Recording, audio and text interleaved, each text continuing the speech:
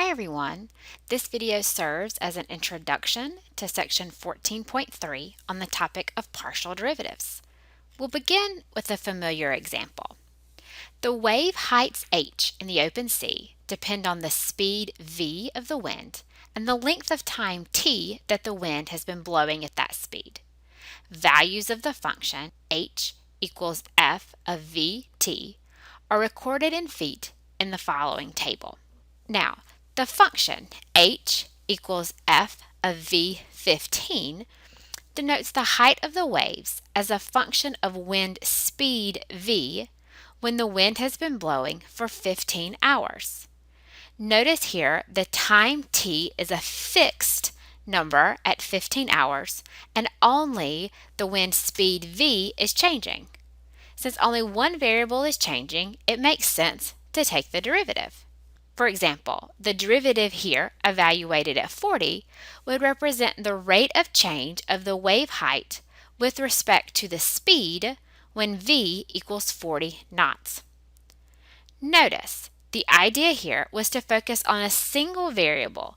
Only the wind speed v was allowed to change, while we kept our other variables, in this case the time, constant. For real-life interpretations for our wave heights example, taking the derivative of our height function with respect to v would tell us how quickly the wave heights change when the wind speed changes for a fixed time duration. Similarly, we could take the derivative with respect to t, and this would tell us how quickly the wave heights change when the duration of time changes, but when the wind speed is being held constant. For example, back to our chart. Let's estimate the value of the derivative of f with respect to v at 4015 and determine the practical interpretation of this value. Now, for our derivative, we're going to simply mimic our definition of the derivative in the single variable setting. Since the derivative is taking place with respect to the wind speed v, we see in our definition here that in that first component, it's an f of 40 plus h minus f of 40, where the time 15 is remaining constant. Since we don't have an actual equation for this function, we're limited to the values given to us in the table. The closest we can get to a wind speed of 40 are wind speeds of 30 and 50. So we will let h equal positive and negative 10. When h is positive 10, we estimate that the derivative of f with respect to v at 4015 is f of 5015 minus f of 4015 divided by 10. Looking at the chart, we see that f of 5015 is 36, f of 4015 is 25. So we get 36 minus 25 divided by 10, or 1.1.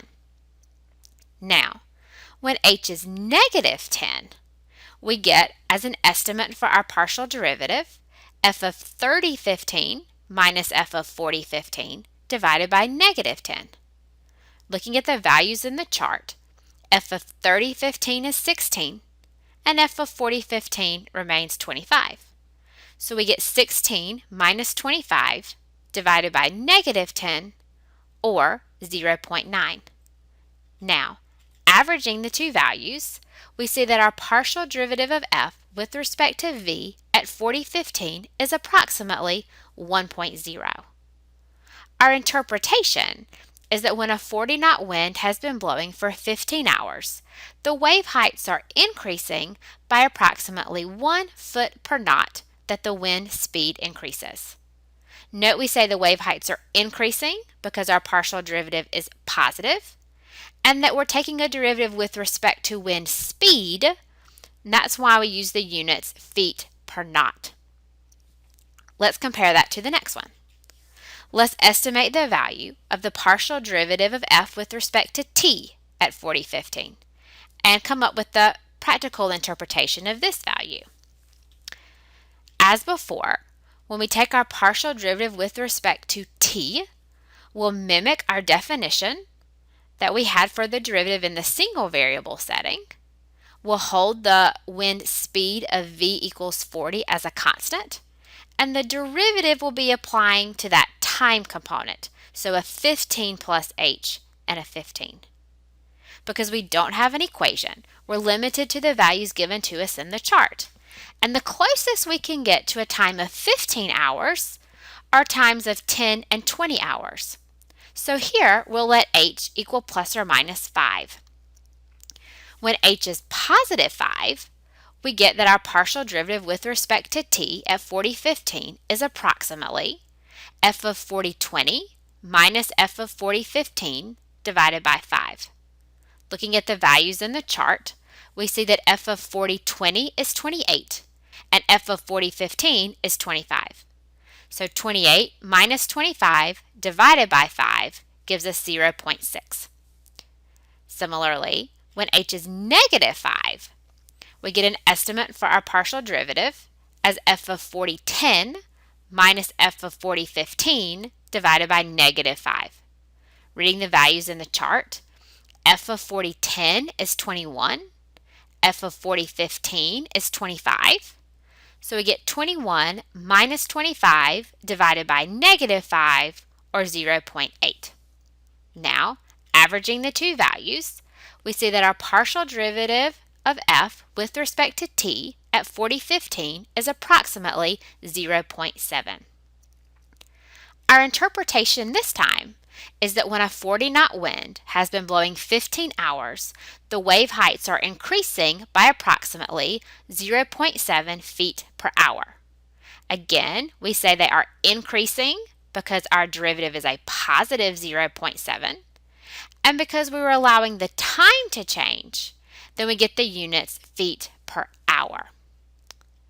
Finally, what appears to be the limiting value of the limit as t approaches infinity of the partial derivative of h with respect to t? Notice, since we're taking the derivative with respect to time, we will hold the wind speed v constant. So look across the rows. As you look along each row for a fixed value of v, the value of the function is increasing in smaller and smaller increments, becoming nearly constant as t increases. For example, when v is 40, we see that the value of the function is becoming nearly constant around 33.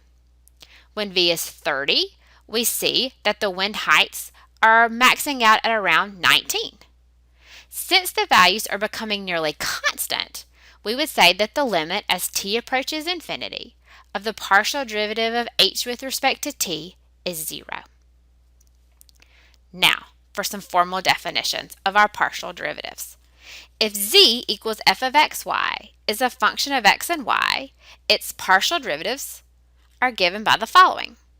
The partial derivative of f with respect to x is the limit as h approaches 0 of f of x plus hy minus f of xy divided by h. And the partial derivative of f with respect to y is the limit as h approaches 0 of f of x y plus h minus f of xy divided by h. So to find the partial derivative of f with respect to x, we treat y as a constant and differentiate with respect to x. To find the partial derivative of f with respect to y, we treat x as a constant and differentiate with respect to y. Before moving forward, a quick note on notation. We could also denote these partial derivatives as the partial derivative of z with respect to x or the partial derivative of z with respect to y. Notice, we're not using the letter d as we did in the single variable case, but instead what appears to be like a curved or a script d, this is called a partial.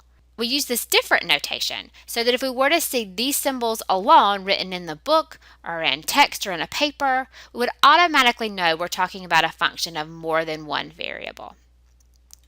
Some other notations we can use to denote partial derivatives. Here we have our subscript x, a capital letter D with a subscript x, or our partial notation partial f with respect to x. Here's an example. Let z equal f of xy be the function 3x cubed minus 4x squared y squared plus 6y minus 10. Let's compute the following. For the partial derivative of z with respect to x, we will treat y as a constant and take the derivative of x using all of our familiar rules. So we get 9x squared minus 8x y squared plus 0. We treat the 6y as a constant, so its derivative would be 0, just as we treat the 10 like a constant, so its derivative would be 0 as well.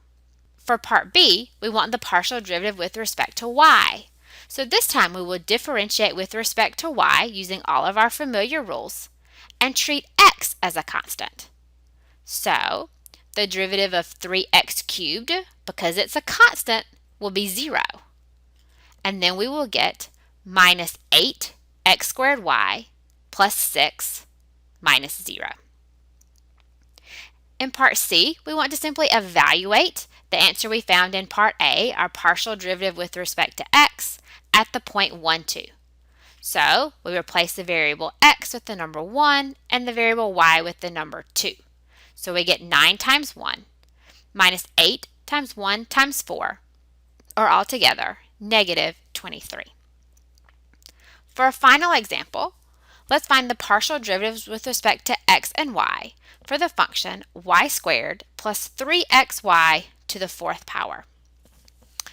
We must start with our chain rule, our power rule. So for the partial derivative with respect to x, we bring the power 4 down times our function y squared plus 3xy to the 3rd power. Now for the derivative of the inside, we treat y squared as a constant, so its derivative is 0, and the derivative of 3xy with respect to x will be 3y. Now, for the partial derivative of this function with respect to y, as before, we start with the power rule. We bring the 4 down times our function y squared plus 3xy to the 3rd power.